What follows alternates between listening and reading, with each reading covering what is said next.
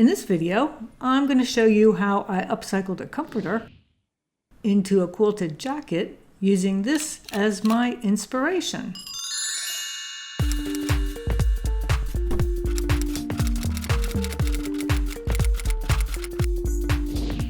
For this project, you'll need, aside from the usual sewing supplies, some quilted fabric. I used this small comforter, and you'll also need some fabric for the seam bindings, and I used this sheet. I found them at the same thrift store, but on different trips, which was kind of amazing. You'll also need snaps or buttons and a jacket pattern. I made mine from an oversized men's shirt, and I'll do a video on that in the near future, but you can use any pattern you like. Before I got started, I did some tests because I knew this was uncharted territory with this fabric, and it was worse than I thought. Sewing together 4 layers of extremely thin, slippery polyester and 2 layers of batting, which kept changing shape, was nearly impossible. So in order to keep all the layers together, I decided to sew around the pattern pieces before cutting. So let's get started. First, I traced around each pattern piece individually with a washable marker, making sure to transfer the pattern markings as well. I couldn't double the fabric since it was thick and slippery, so I had to cut the 2 front and sleeve pieces separately, one face up and the other face down. Also, I flipped half of the back pattern to compensate for not being able to cut on the fold. Then I sewed along the outline. The reason I sewed on the outline and not inside of it is because the fabric was really difficult to control and it was easier for me to sew directly on the marking for some reason. Once I finished sewing around the pattern pieces, I cut just outside the sew line. This made the jacket a little bit bigger, but I was okay with that. If you're using a cotton quilt or other fabric that behaves nicely, you can skip the sewing and cut the pattern pieces as usual. The easiest and fastest way to make a seam binding is to tear the fabric into strips, but cutting on the diagonal gives the fabric more stretch, and since I had a lot of fabric, that was the method I decided to use.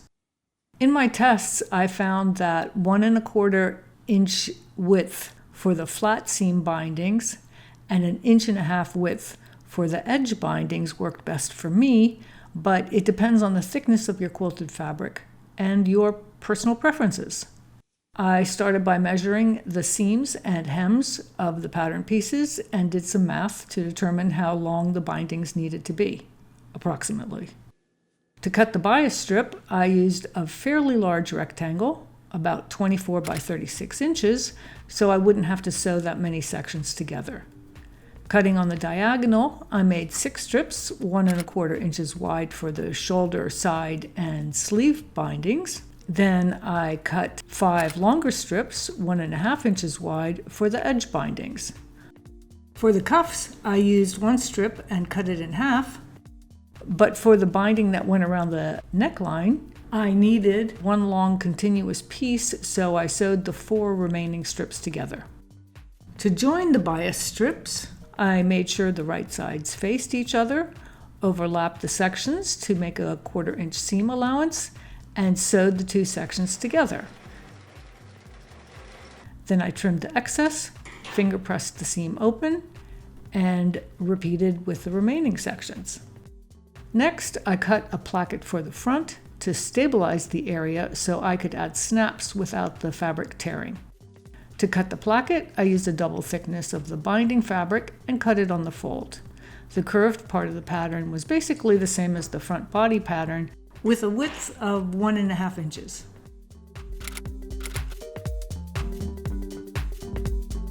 To prep the seams of the shoulders and sides, I placed the front and back of the body together and carefully pinned the seams into place on the wrong side of the fabric, with the right sides facing each other. For the sleeves, I folded them in half with the right sides facing and pinned them to keep the seams in place.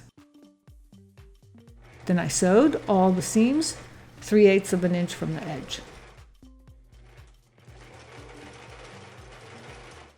When it came to finishing the seams, I realized I really didn't like the thickness of the bound seam test, so I decided to try finishing the seam with a zigzag stitch and then sewing it down, and I liked it better because the seam was more flexible. I generally cut these detours and wrong turns from my videos, but I thought I'd leave them in so you can see that it's not just a straightforward process. I never know what the best method is, so I just try something and see if it works, and sometimes it doesn't. So to finish the edges, I used a zigzag stitch at the widest setting and let the stitch drop over the edge to secure the batting. Then I folded the seam to one side and pinned it into place. The next step was to sew the seams down flat, and I started with the sleeves, but I ran into two problems. The first was I couldn't sew neatly in the inside of the sleeve to make the second seam. The second problem is that in the test the zigzags looked fine, but this is what the actual finished edges look like, with the batting coming out. It's really not a good look.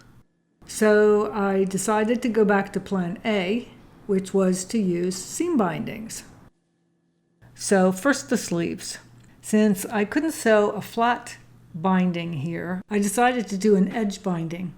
What I mean by edge binding is that the fabric goes over the seam allowance and covers the raw edge, while a flat seam binding is when the fabric covers the raw edge and is sewn down flat, leaving the seam and a row of stitches visible on the right side of the fabric. Not sure if these are standard sewing terms, but I use them to differentiate one from the other. To attach the edge binding to the sleeve, I sewed a seam 1/4 inch from the edge of the fabric.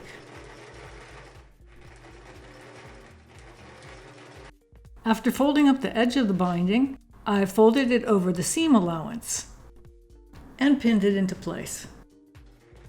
Then sewed it in place as close to the edge as possible. And then I repeated everything with the other sleeve.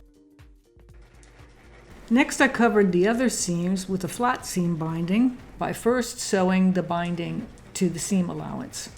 Then I folded the bias tape over the seam allowance, folded everything to one side, and pinned it into place.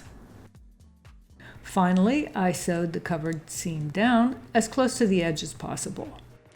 Okay, so that was a crazy detour, but I think finishing the edges with a zigzag stitch actually made the bindings easier to sew, so it wasn't a complete waste of time.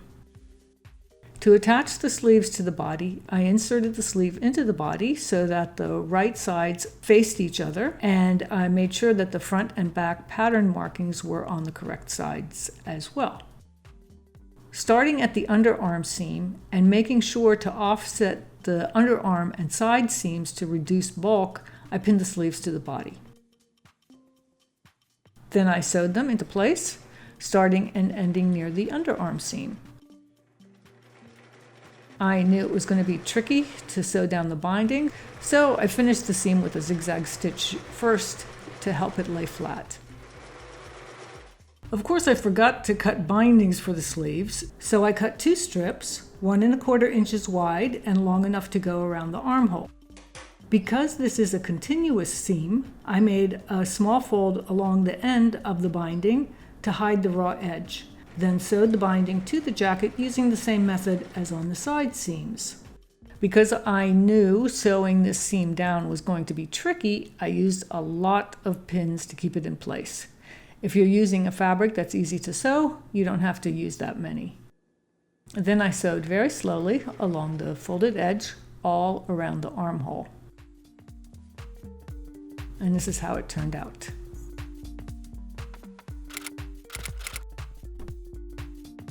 Before attaching the edge bindings, I noticed that some of the seams were a little off, so the next thing I did was even up the edges. Usually that would mean simply trimming the excess fabric, but because I was dealing with this very tricky fabric, I had to sew the edges before trimming. Otherwise the batting would come out and end up under the bed with all the other dust bunnies. To sew the plackets, I lined them up with the inside of the jacket on both sides and pinned them into place. Then I top stitched along the folded edges to keep them in place. Next came the neckline binding, which was a very long, continuous seam. Starting at the back of the neck, I made a small fold along the end of the binding to clean up the raw edge, then sewed the binding to the jacket with the right side of the binding facing the inside of the jacket. I also put the fabric tag back just in case. When I got to the placket, I made sure it was flat before sewing it in place, then continued all the way around the neckline and hem and back to the starting point where I trimmed the overlap. Then I folded the edge of the cotton binding, pressing it to create a crisp edge where necessary, while also being very careful to avoid getting the iron near the synthetic fabric.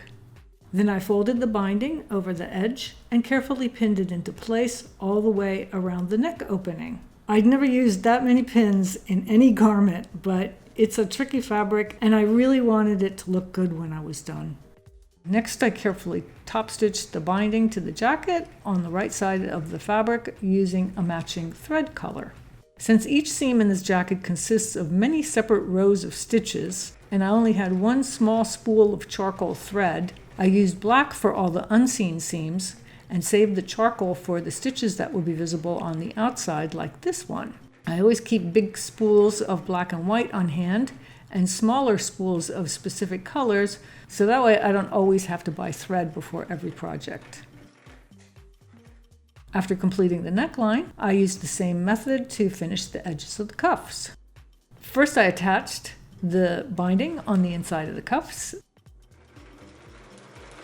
then turned the sleeve right side out to top stitch the edge. I did an experiment to see what would happen if I rolled the binding as I sewed without pinning it in place, and it went okay, but it's not as neat as the neckline where I ironed and pinned everything first. But the cuffs are not as noticeable as the neck area, so it's a good place to experiment. The only thing left to do was to attach the snaps, and to be honest, I had problems with them and destroyed quite a few, but eventually everything worked out and the jacket was finally finished. Phew! And here's the result. First, I wanted to show you the jacket details. Here you can see what the bound seams look like from the inside and the outside. And this is what the edge binding looks like. You can see the stitching is a little wonky in places, especially on the inside, but at least I can roll up the cuffs without the batting coming out of the seams. This project was a little more challenging and involved than usual, but it was worth the effort. I'm the person who gets cold when it's 70 degrees out, so I love cozy warm layers, and this is perfect. The original comforter was made with a fabric called Primaloft, which is amazingly lightweight and warm. And when I put it on, it feels like I'm wrapped up in a puffy cloud or a comforter, which it is, of course. So I know I'll get a lot of use from this one, and I hope it inspires you to try your own refashioning project. Thanks for watching, and happy upcycling.